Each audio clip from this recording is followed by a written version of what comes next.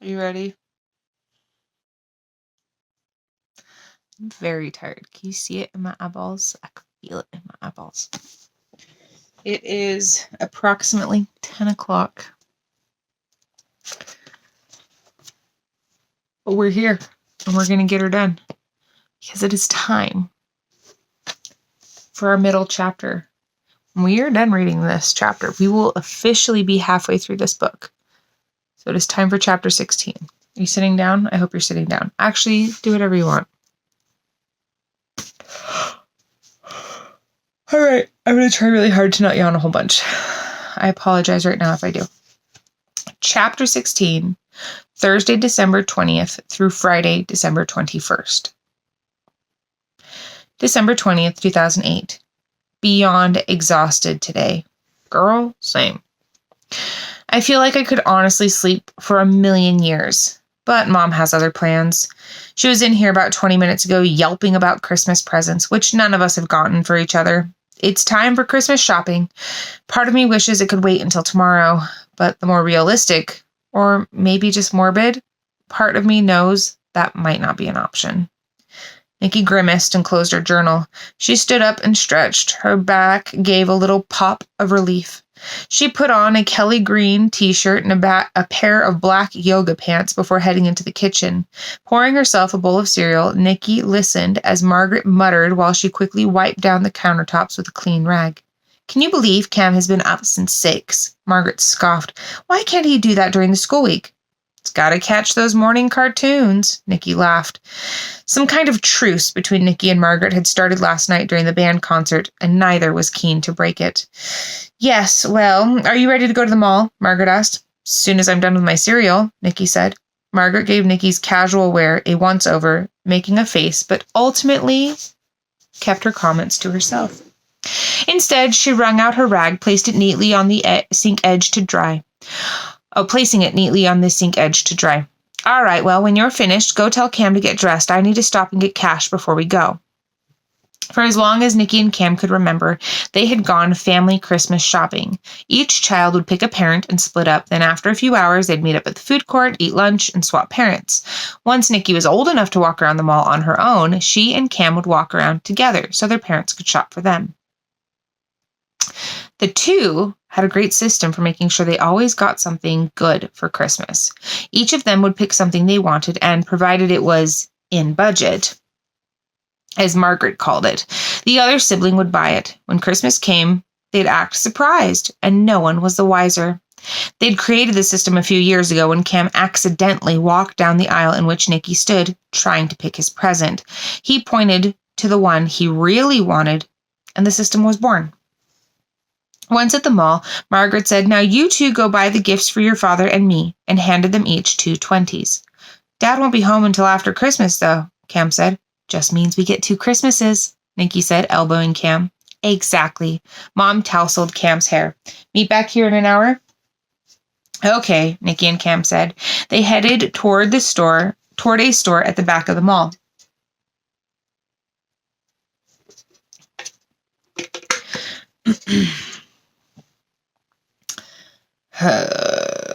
Sorry. "Split up, find what we want, and meet back here?" Cam asked. Nikki nodded. 15 minutes, then we can buy our gifts for Mom and Dad. "Okay," Cam said, taking off toward the Lego. Nikki wandered down an aisle filled with books. As she walked, she ran her hand down the books, touching each one at shoulder level. She started to walk down the next aisle when she saw Wyatt with a tall girl. You and I would have recognized her as Jo, but Nikki had never met Jo, so all she knew was the girl was tall and definitely not Nellie. Their backs were turned to Nikki, so they never saw her sneak back to the other aisle. She could hear them, but just because she couldn't actually see them doesn't mean you should miss out. "Wyatt, no offense, but that's the stupidest idea," Jo said, pointing to the book in his hand. "You don't think she'd like it?" Wyatt asked, frowning. "Dude, the girl barely pours her own cereal. I highly doubt she's going to want to sun-dry her own tomatoes." Jo tapped the front of the book pointedly. "Fair," Wyatt said. He dropped the book down on the pile with a soft flop. He ran his fingers through his curly brown hair, sun-kissed and frizzy. "Well, what do I get her for Christmas?" He groaned. "Why does she have to be so hard to shop for?" "Please," Jo drawled, flipping through a magazine. Just get her some new bikini bottoms. You get her some then, Joe, Wyatt said, rolling his eyes. I can't. I need to buy some myself to replace the ones she lost, she said, with finger quotes around lost. Wyatt groaned again. Whatever. I'll figure something else out. Hey, did you hear about the bonfire tonight? Nikki's ears perked up. Yes, Joe said. I'd love to go, but I wasn't invited. She dropped the magazine back onto its pile. I can get you in, Wyatt said, trying to seem casual. Really, Joe said. Crossing her arms, she studied him a moment before asking, what's the catch? Wyatt put his hands up like he was surrendering. No catch. Joe put her hands on her hips and stared at him, still very skeptical. Maybe if you come, Nellie will be more likely to come, Wyatt admitted. Doubtful, Joe said, softening a bit. Not impossible, he countered. Joe gave him a look that, just between you and me, made him very uncomfortable. She sighed and shook her head slightly. Can Grace come too? Sure, Wyatt said. I'll pick you guys up at 6:30. Thanks. Also, we probably won't hang out with you. No offense. Joe bumped his shoulder playfully. None taken, Wyatt said, ruffling Joe's hair a bit before she pulled away. I'm going for the free s'mores and the hot babes. Gross. Joe laughed and smoothed down her hair. Come on, let's try somewhere else. As they wandered off, Nikki's mind raced, trying to process everything she had heard. She yanked out her cell phone and called Emma. Ring, ring, ring. Come on. Nikki paced the aisle. Pick up. Ring, ring. Pick up, Em, Nikki said, turning at the end of the aisle to walk down it again. Ring. Hey, you've reached Emma. Ugh. Nikki hung up on Emma's outgoing voicemail message and redialed. She called back 3 more times before finally leaving a message. It's me. Wyatt's going tonight, and he's taking some girl named Jo who seems to know Nellie. I think it might be her sister. Does she have a sister? Call me. Hey, Cam said behind her. Nikki spun around, eyes wild. Are you okay? Cam asked. Yeah, yes. Totally, Nikki said. Well, Cam said slowly, it's been 20 minutes. He studied Nikki for a moment, recognizing her nervous tics, like how she messed with the end of her braid and fiddled with her phone. Are you sure you're okay? Yes, I'm fine, Nikki insisted. Okay, he said, though he sounded like he didn't believe her. Anyway, I want this. He held up a Lego set. What do you want? Nikki said, her mind still racing. I'm trying to narrow it down. Just give me a minute to pick a book. She flicked her braid back and tried to focus on the titles swimming in front of her. December 2008. Wyatt is picking up Joe soon. I rented a bunch of chick flicks, stocked up on chocolate and ice cream, and bought 5 bottles of nail polish for my newly appreciated toes. Tonight should be fun. I hope. Nellie threw her journal into the shopping bag, which still held the chocolate, nail polish, and receipt from her earlier shopping venture. After throwing the bag on the futon in the front room, Nellie went to the kitchen and got out a paper plate. Wyatt came in as Nellie plopped onto the futon and put the plate on the coffee table. Hey, she said, trying to perch her toes on the coffee table. It was too far, so she pulled it closer. It was too far away, so she pulled it closer. Hey, Wyatt said, poking her gently with his elbow. Come tonight. Please, it'll be fun. Nellie gave him a side eye and a small grin before firmly saying, no. She hopped up and went back to the kitchen, pulling a glass pitcher of water from the refrigerator and setting it on the table. I have zero desire to be around a bunch of sticky, loud, happy people. So you're just going to mope around here like some sad cat lady? Suit yourself, Wyatt said, grinning. Nellie rolled her eyes. Joe, she yelled down the hallway. Wyatt's here. Hurry up. Just a sec, Joe yelled from the bathroom.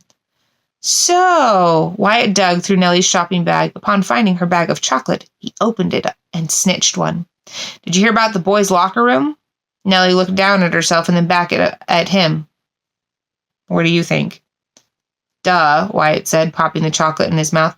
There was a lightning strike in there. Knocked all the power out. Seriously? Nellie sat down next to him. Was everyone okay? Wyatt shrugged and ate another chocolate. As far as I know, everyone's fine. That's wild, Nellie said. Were you in there? No, I was finishing up my mile run, but I saw it. It was crazy loud. Let's go, Joe called, walking straight past Nellie and Wyatt and out the door. You sure you don't want to come? Wyatt asked, patting Nellie's knee. Have fun, Nellie said, waving her fingers. Wyatt shrugged, hopped up, and followed Joe out. Nellie sighed as the screen door slammed behind him. What movie first? She asked herself, glancing at the clock. It was 6:40, but she had 6 movies to watch. Grabbing the movie off the top, she popped it in the DVD player. I almost said in the nail polish. My brain is so tired. We're jumping lines. Grabbing the movie off the top, she popped it in the DVD player, sat down on the futon, and lined up the bottles of nail polish, leaving her journal in the bag. Opening the first chocolate her hand grabbed, she stared at the brightly colored bottles and chewed on her lip. 20 December 2008. I'm waiting for Nikki at Grandma's. We agreed we'd meet here at 7 to go over a game plan before we head out. One last meeting with the mentors. It's barely 6:30. I wanted to meditate to be more focused and centered before we go, but I'm having a difficult time sitting still long enough to start. I keep wiggling. Grandma said I should try writing my thoughts down to make it easier for me to focus, so here goes. I feel blind. The few visions I've had haven't exactly been reassuring. My visions have never been so dark before, and I don't mean metaphorically. It's like someone has dimmed the world in my visions. Everything is in shadow. I have to concentrate and strain to see anything. They're fuzzy and dark. I can't explain how, but I know something is interfering with my ability to see. I just have no idea what it is or where to even begin looking for it. Any better? Ethel asked Emma. Emma closed her journal. Have you ever had something mess with your abilities? Your abilities are controlled by you. The more focused you are, and the more often you meditate, the easier it will be to access the third plane, Ethel said, patting Emma on the back. Emma sighed. I'll try again. December 20, 2008. Later. I'm outside Madame Ortega's. I tried calling Emma like 1,000,000 times after I saw Wyatt. I think her phone is dead. It's just going to voicemail. It doesn't even matter now. Wyatt is going, and there's nothing we can do about it except, hopefully, save his life. Nikki shoved her journal in her backpack along with a bag of marshmallows she'd picked up and got out of the car. She had kept her black yoga pants on from her earlier shopping trip, but had changed, at Margaret's insistence, into a flowy emerald top. Margaret had tried to talk her into a dress, but given the only reason she was going to this party, which she didn't tell Margaret, she opted to stay in pants. Nikki pulled on her hoodie and pushed her long black braid behind her before going into the house. Merry meet, Kate said as Nikki entered. Kate kissed Nikki's cheeks and gave her a hug. Did your brother get you the message? What message? I asked Cam to remind you to bring a journal tonight, Kate said. He didn't, but I've been carrying my journal around with me ever since I got my magic, Nikki said. Kate nodded. Good. You'll need to record as much of tonight's events as you can. Is Emma here yet? Nikki asked. She's meditating in the library, Kate said. Face flushed, Emma rushed into the front room. She, too, had dressed sensibly, jeans, a thrifted graphic tee, and a light blue zip-up hoodie. Wyatt's going to the bonfire. Yeah, I know, Nikki said impatiently. How could you? I just saw it. Wyatt and Joe were talking in an aisle at store, and they were Christmas shopping for Nellie, Nikki finished. Like I said, I know. But how? Emma asked, frowning. I was Christmas shopping with Cam when I saw Wyatt. Where's your phone? I called you like 50 times after it happened, Nikki said, crossing her arms. I left you a voicemail about it hours ago. How could I have seen the past? Emma sat on the couch, her gaze far off. It wasn't the past, not yet, Ethel explained. Some people are born with the ability to see the present. Aren't basically all people born with that? Nikki asked, fighting the urge to roll her eyes. To a degree, you're right, Ethel said. We're all able to see our own present. However, those with a gift can experience the present of others. Emma saw your experiences through you. But it already happened, so isn't that the past? Nikki asked, softening. Logically, she knew it wasn't Emma's fault. Not really. It is still on the forefront of your mind, so you are still experiencing it, Ethel explained. Is that why I could see it? Because she needed me to? Emma asked. Perhaps, Ethel said. There are very few psychics who can access the present. We don't know a lot about how it works. The clock tolled, notifying them it was already 7:30. We should go. We don't want to be late, Emma said, standing. Wait, don't we need to sort this out? Nikki asked. I wish we had the time, but Emma is right, dear. Kate patted Nikki's shoulder. Come here after the bonfire if you can, and we'll talk then. Emma gathered her things. Be sure to write down everything that happens, Kate said. At the end of the day, you will need to relearn lessons, and unless those lessons are recorded, they'll be forgotten, Ethel said. Okay, I'm ready. Let's go. Emma donned her jacket. Good luck, dear hearts. Blessed be, Kate said, waving as the girls ran to Nikki's car. It started to rain. 20 December 2008. Taking a second to update, I'm in the bathroom at Sarah's house. We've been here for nearly half an hour, and so far all that's happened is I drank too much soda. Nothing else, which is good. How wonderful. If everything goes smoothly and our sheer presence prevents anything from happening. Though I wouldn't count on that just yet. Parts of the vision have come true. Giving Sarah the flyer and seeing everyone here. But the earth has been still. Someone screamed. Emma shoved her journal back into her bag and bolted from the bathroom.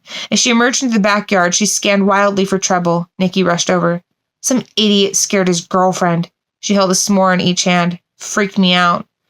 Same, Emma breathed heavily as the adrenaline worked its way through her system.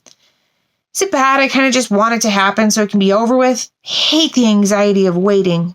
Here. Nikki handed Emma a s'more. Emma took it. I feel the same. What time is it now? Nikki asked, taking a bite from her own s'more as they walked over to their chairs. Barely after 8.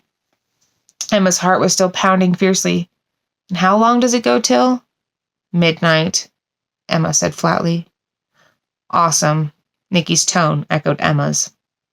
They sat on their chairs and watched their peers goof around. Occasionally, Nikki would ask who someone was, and Emma would tell her.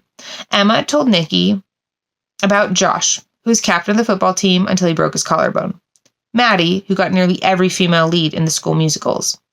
Whitney, who claimed to be a better surfer than Nellie. Nikki scoffed at this. Andy, who could be a pro surfer if he stopped partying so much. And Bud, Andy's best friend, also a surfer, not quite as good, but rumored to be a superior kisser. 2 hours later, the party had only increased. The fire blazed. Neither Nikki nor Emma ever wanted to see a marshmallow again. They'd eaten over half the bag before Nikki finally put it in her car. Their classmates continued their cavorting, chasing each other with flaming sticks and dancing to the radio. The fairy lights on the porch twinkled happily and multicolored streamers danced softly in the wind. About 10 feet from the bonfire, the two girls sat on camp chairs. They had pulled several blankets from Nikki's car and were bundled up nicely against the now chilly night air. It's a pretty nice yard, Nikki said after a while. Yeah, Emma said. Did you see the telephone pole? She pointed to it, just visible beyond the fire. Nikki nodded. I saw it almost as soon as we got here.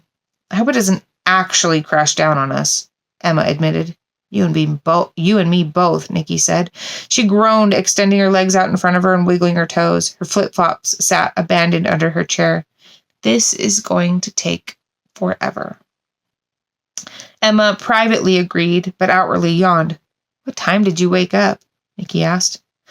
5:30, Emma said, stretching her arms above her. Nikki made a face. Why? She readjusted. It's virtually impossible to get completely comfortable in a camp chair. I slept in as long as I could. Rochelle, Emma yawned again. She added, shaking her head. Ever since my visions have been wonky, she's been under strict orders from Grandma to make sure I meditate with the rising sun every morning. Why so early? It's right before dawn, when the wall between worlds is thinnest. Dawn and dusk are the best times to meditate, Emma said, rubbing her eyes and yawning again. Great for meditation, but not so great as a sleep schedule. Well, there's not much we can do until stuff starts, so take a nap, Nikki said. Emma nodded and snuggled into her chair, quickly falling asleep. Later. I've eaten 2/3 of the bag of chocolate. Feels like that might have been a mistake. I've watched 2.5 chick flicks. First I kind of liked, second was meh, third was so awful I couldn't finish it. My toes look like a 3-year-old painted them. So when exactly does all this stuff make a girl feel better? So far, I just feel pathetic and a little nauseated. Nellie dropped her pen on the journal and stood up. She stretched her back, which had grown stiff from all the hunching as she painted her toes. Nellie switched DVDs and wished, not for the last time, that Wyatt was there. The third movie might have been more bearable if he was there to make fun of it with her.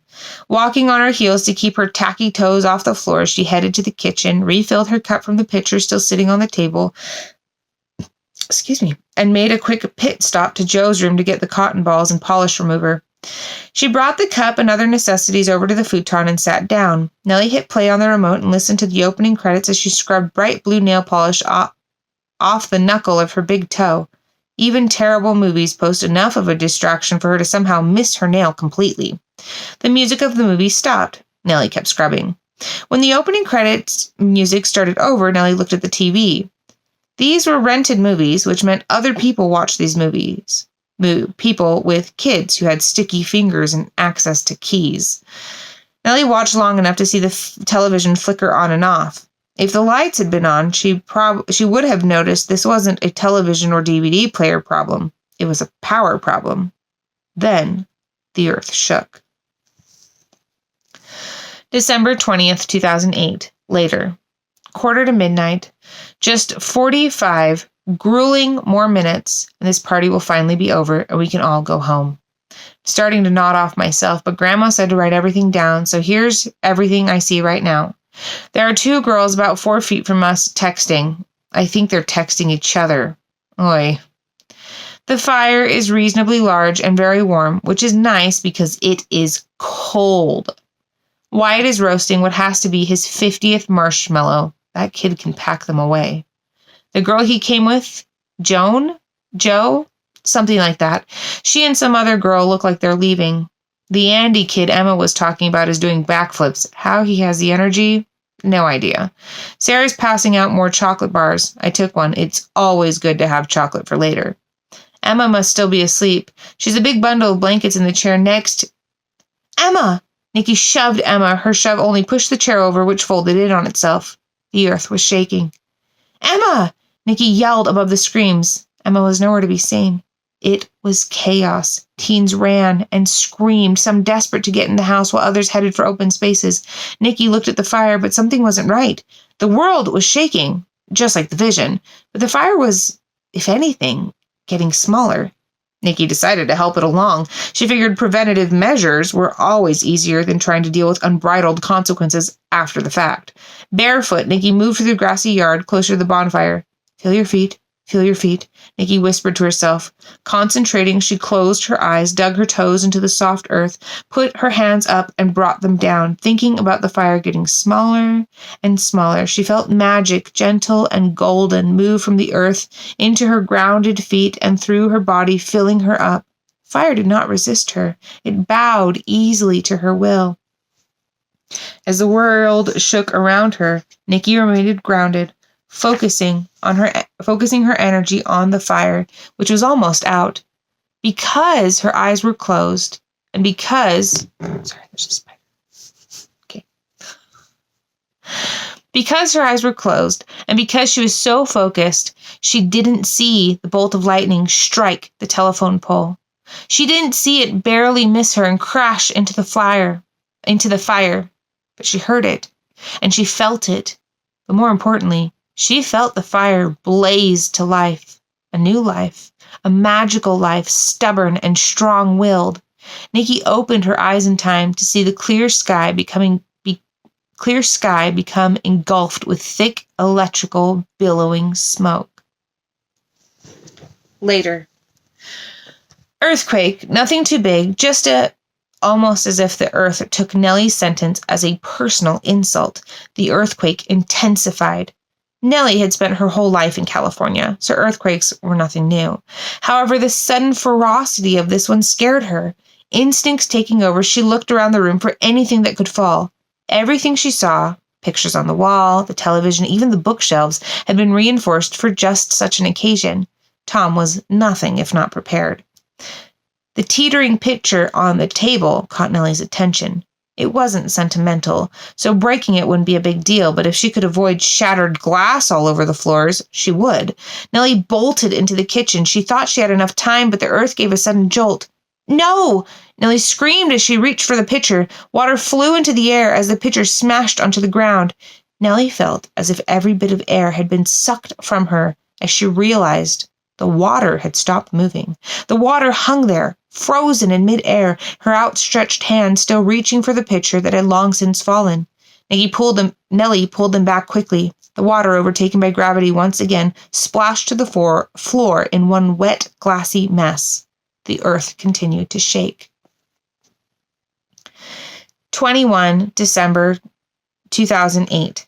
It's midnight. I'm in Nikki's car. She dozed off for a bit, and I came for more blankets. It's so cold tonight. I'm trying to write things as I remember to, but I'm starting to wonder if anything will even...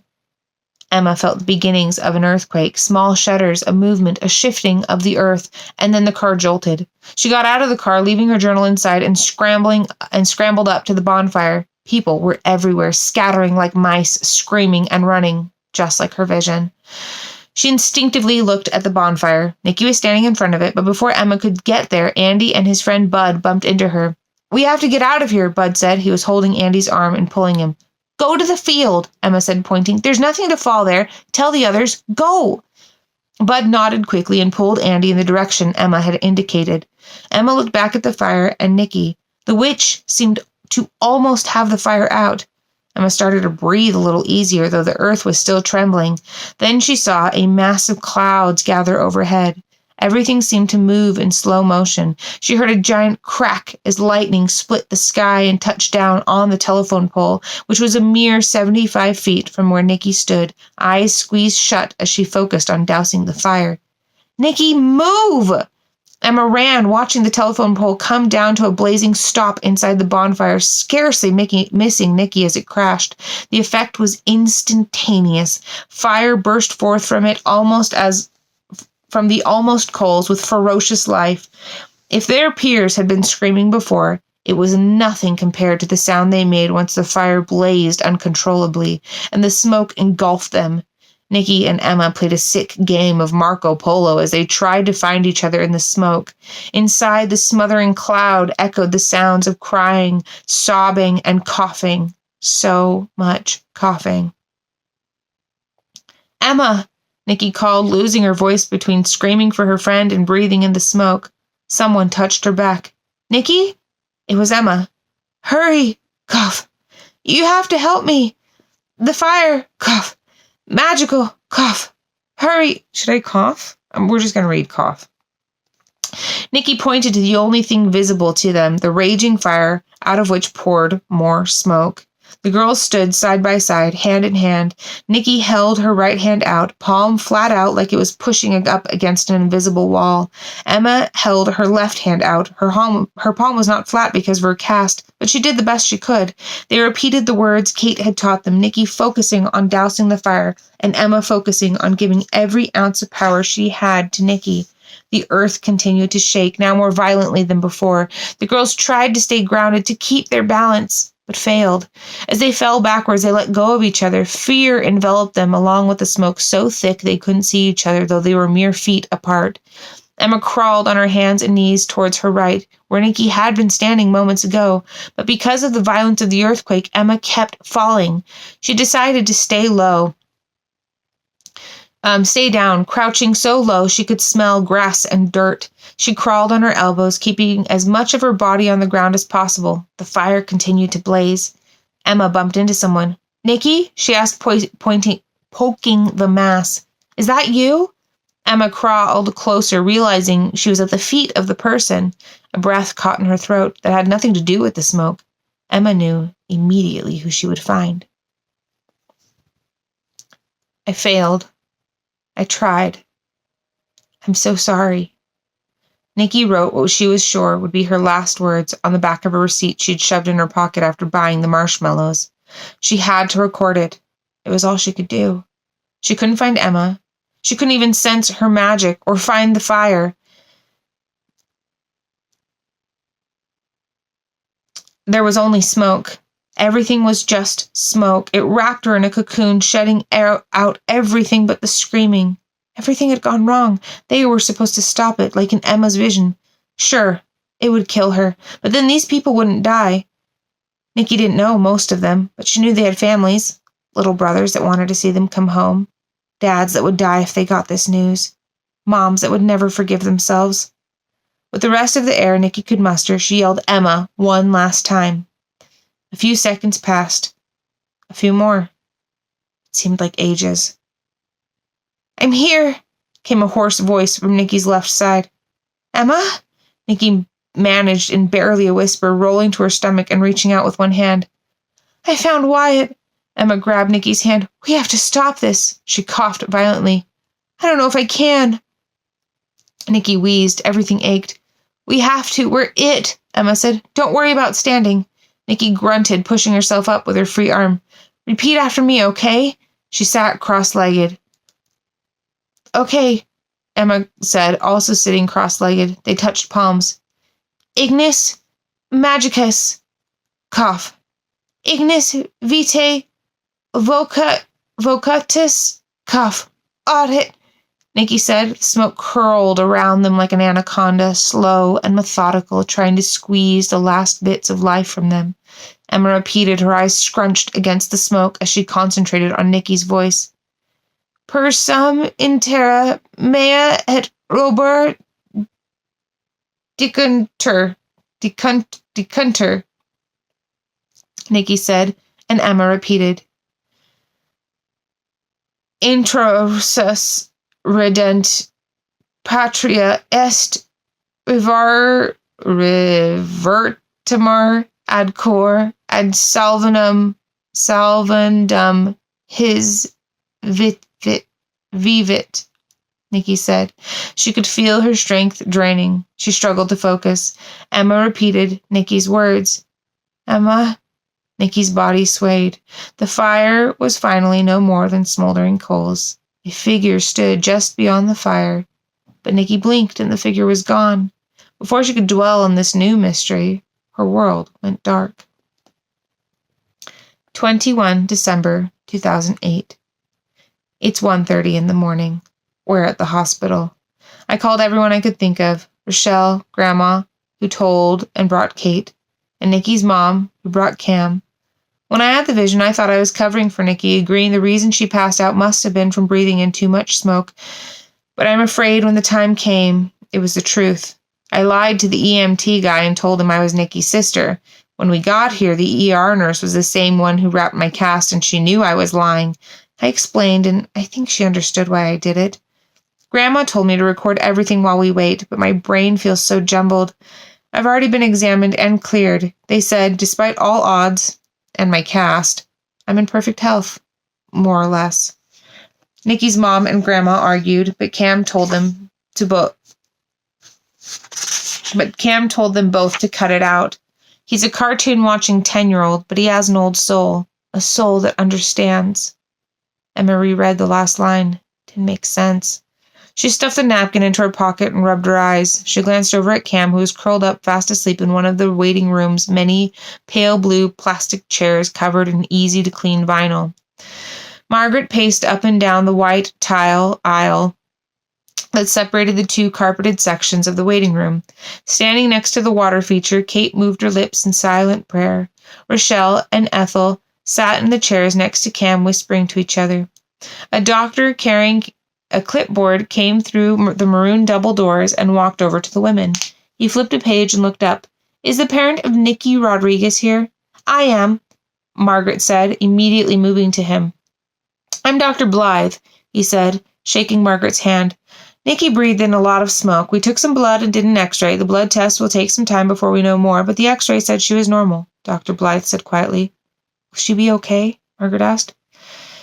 X-rays with these cases can be tricky. Sometimes the first one doesn't show the full extent of the damage because the body hasn't fully processed what has happened, but sometimes everything is fine.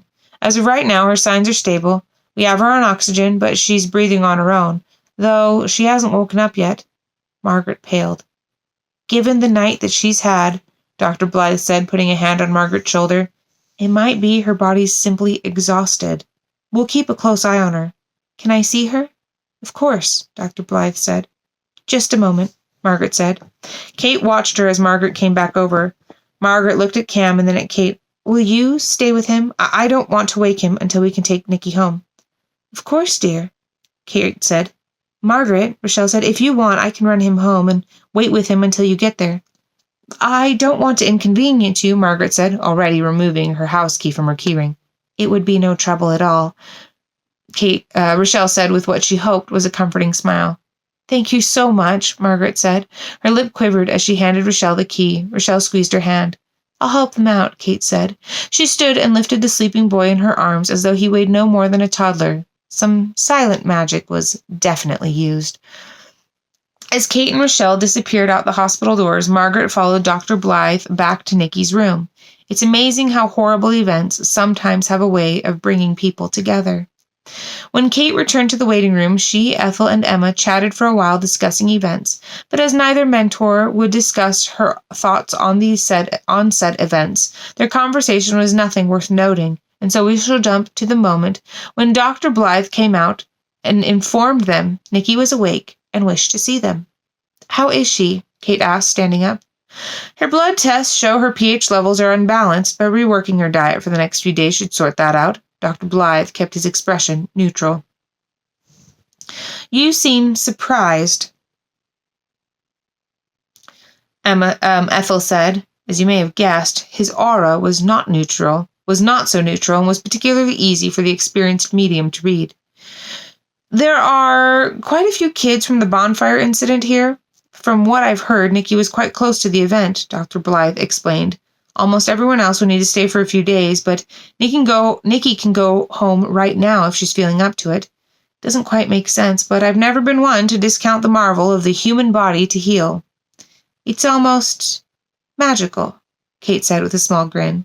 Dr. Blythe chuckled and added, just remind her not to talk too much. Her throat has been through a lot tonight. Thank you, Emma said. Doc, how's Wyatt? He was the boy that was in the ambulance with us, Emma clarified. His information is confidential, Dr. Blythe said. Please? He's my friend too, Emma said.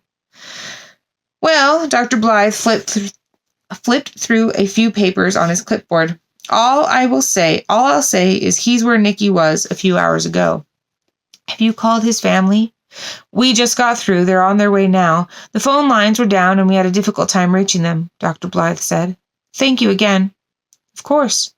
Dr. Blythe gave the women a small nod and disappeared back through the maroon double doors. Emma went into Nikki's room and found Margaret sitting on Nikki's bed, hugging her and stroking her hair. Why aren't you in here? Nikki asked in a hoarse whisper as Emma came over. They had me on oxygen on the ride over, but apparently I'm a quick healer, Emma said. Mostly, she added, catching Nikki eyeing the bright yellow cast. How do you feel? Margaret asked Nikki. Sore throat, but fine other than that, Nikki whispered in answer. Where's Cam? Rochelle took him home, Margaret said. You know Rochelle? Nikki asked. We knit together, Margaret said with a small smile. Do you feel like coming home? Can I? Nikki asked, clearly surprised. Get dressed and I'll fill out the paperwork. Margaret hugged Nikki one more time and kissed her forehead.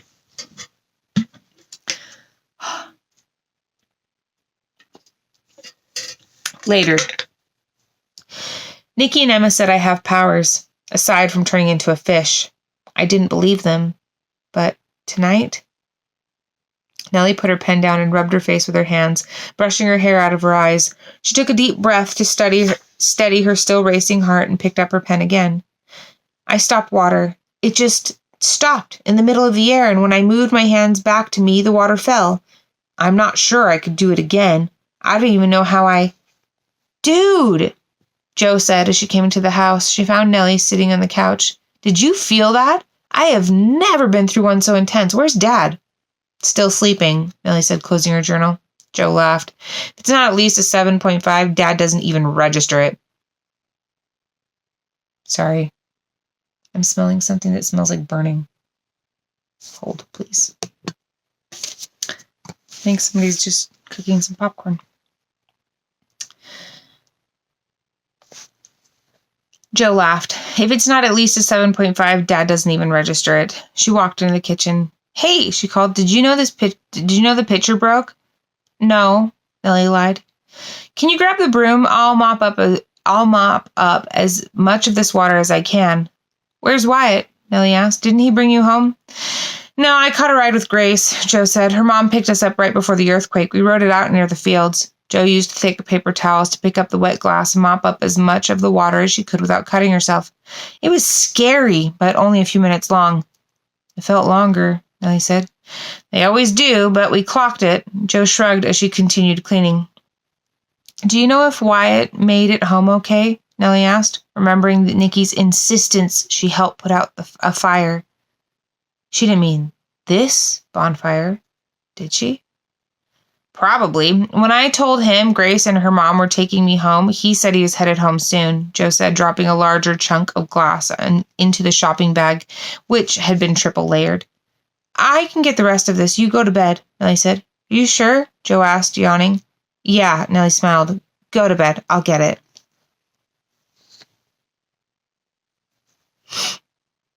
December 21, 2008. I didn't die. My throat feels burned to a crisp. Mom said if it hadn't been for Emma's call, they wouldn't have known about the earthquake until morning. Mom wasn't mad at me. I told her I was going to a bonfire thrown by a popular girl. The bonfire was the most terrifying thing I've ever experienced. Grandma said we're all meeting at Madame Ortega's house tomorrow to go over what happened. It was a magical fire that almost killed us, and someone was there, but he disappeared in the light. Hey, Margaret said, lights out, doctor's orders. Can I have a few minutes to finish writing? What are you writing? Margaret asked. Just some thoughts I have tumbling around in my head tonight. I won't be able to sleep unless I get them out. Margaret nodded. She walked over to Nikki and kissed her on the top of the head. I love you, sweet girl. I love you too, Mom, Nikki said. 5 minutes, Margaret said, holding up her hand. Nikki nodded. I hope this isn't Jade Mom against Grandma. If anything, it was Grandma's training that kept me alive. We'll see. Mom's right, though. I do need to sleep. I'm exhausted. Nikki clumsily put her pen inside her journal, but before she could set it on the floor, it slipped from her hand. She was asleep. Which is where I'm going, y'all. Officially halfway through the book. Probably the longest video that we've had since chapter 1, where I read the very first chapter I read. I gave you like a little intro and read the prologue and chapter 1. So, as always, if you want your own copy, it's available on Amazon and Barnes & Noble.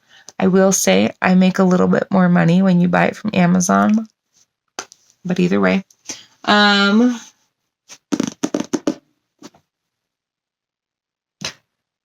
so tired, you guys. I have been up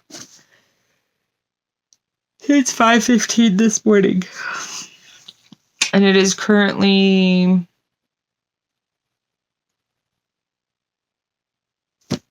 10:50. So I'm dragging a little bit. I don't know if you could tell. But Amazon, Barnes & Noble, or if you're the patient type, tune in next week. We'll read chapter 17. I'll see you then.